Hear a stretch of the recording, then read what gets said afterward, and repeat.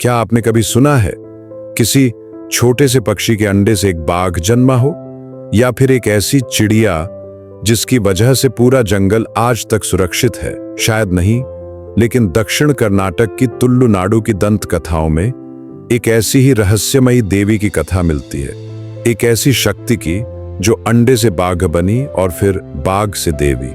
हाँ, वही पीली चामुंडी, जिसकी झलक हाल ही में आई फिल्म कांतारा में भी देखने को मिली।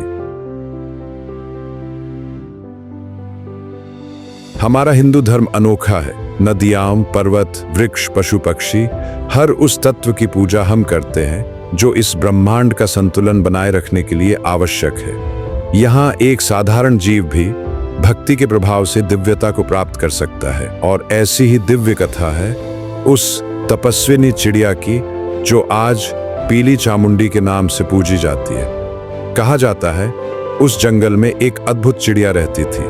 वह दिन रात आदि शक्ति की भक्ति में लीन रहती, न किसी को हानि पहुंचाती, न किसी को कष्ट। भक्ति की शक्ति से उसके भीतर दिव्य सिद्धियां जाग उठी, लेकिन विधि का विधान कुछ और ही था। एक दिन जंगल में एक शिकारी आया। उसने उस चिड़िया का घोंसला देखा और बिना सोचे समझे अपने धनुष से बाण छोड़ा। बाण सीधा चिड़िया के पति को जा लगा।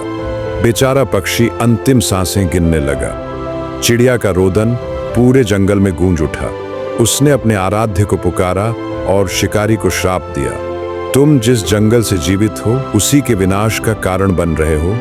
अब से इस जंगल को जो कोई भी नुकसान पहुंचाएगा उसे देवता स्वयं दंड देंगे। उसकी करुण पुकार सुनकर स्वयं माता पार्वती प्रकट हुई। उन्होंने उसके पति को जीवन दान दिया, लेकिन साथ ही उन्होंने उस चिड़िया से उसके वचनों का मान रखने के लिए एक अंडा मांगा। चिड़िया ने अंडा माता को अर्पित किया। माता पार्वती ने उस अंडे को अपने दिव्य स्पर्श से आशीष दिया और उस अंडे से जन्मा एक बाघ। लेकिन यह कोई साधारण बाघ नहीं था। यह बाघ फल फूल खाता था, शांत, संयमी और पवित्र। भोलेनाथ ने उसे अपनी गायों की रक्षा की जिम्मेदारी दी। कुछ समय तक सब ठीक रहा, लेकिन एक दिन बाघ अपने स्वभाव से हार गया। उसने गलती से एक गाय का वध कर दिया। शिव क्रोधित हो उठे और उन्होंने उसे मृत्यु लोक में भेज दिया ताकि वह सदा सर्वदा जंगल और गांव की रक्षा करे।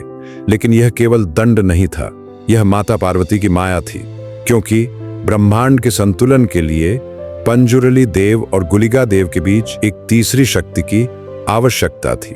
न अत्यधिक हिंसक, न अत्यधिक शांत, बल्कि संतुलन की मूर्ति। और तभी वह बाघ देवी शक्ति से जुड़कर पीली चामुंडी कहलाया। पीली अर्थात बाघ और चामुंडी अर्थात माता की उग्र शक्ति। उस दिन से पीली चामुंडी को पंजुरली और गुलिगा देव की बहन माना जाने लगा।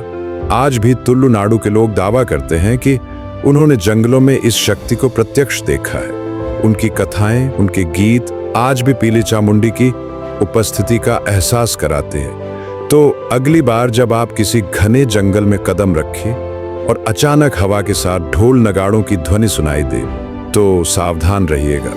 कहीं यह संकेत पीली चामुंडी की उपस्थिति का तो नहीं? तो दोस्तों, कैसी लगी आपको आज की रहस्यमयी कथा? अगर आपको वीडियो पसंद आए तो इसे लाइक, शेयर और कमेंट जरूर करें। और हाँ, ऐसे और रहस्यमयी रहस्यों को जानने के लिए चैनल को सब्सक्राइब करना न भूलें।